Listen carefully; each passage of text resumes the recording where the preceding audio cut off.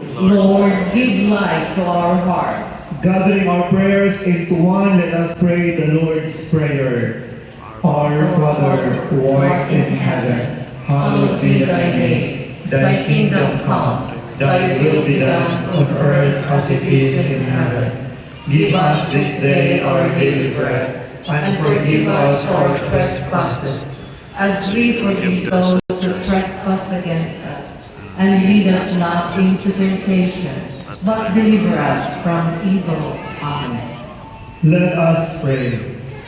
Lord our God, we praise you for the light of creation, the sun, the moon, and the stars of the night. We praise you for the light of Israel, the law, the prophets, and the wisdom of the scriptures. We praise you for Jesus Christ, your Son. He is Emmanuel, God with us, the Prince of Peace, who fills us with the wonder of your love. Lord God, let your blessing come upon us as we illuminate this tree and this place. May the light and cheer it gives be a sign of the joy that fills our hearts. May all who delight in this tree and this place come to the knowledge and joy of salvation. We ask this through Christ our Lord. Amen. In turning on the light of Christmas tree and of this place, we wish for the light of Christ to be within us.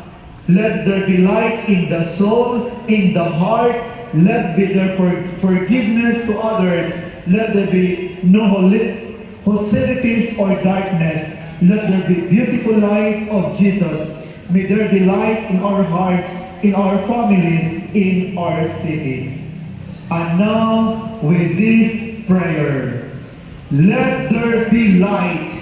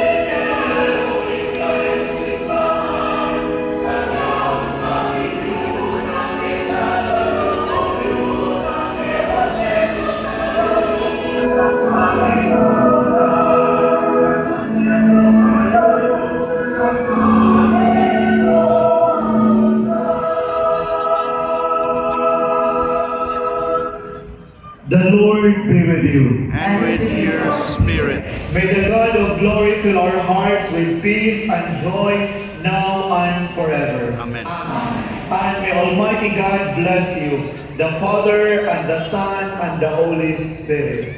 Amen. Go in the peace of Christ. Thanks be to God. Amen.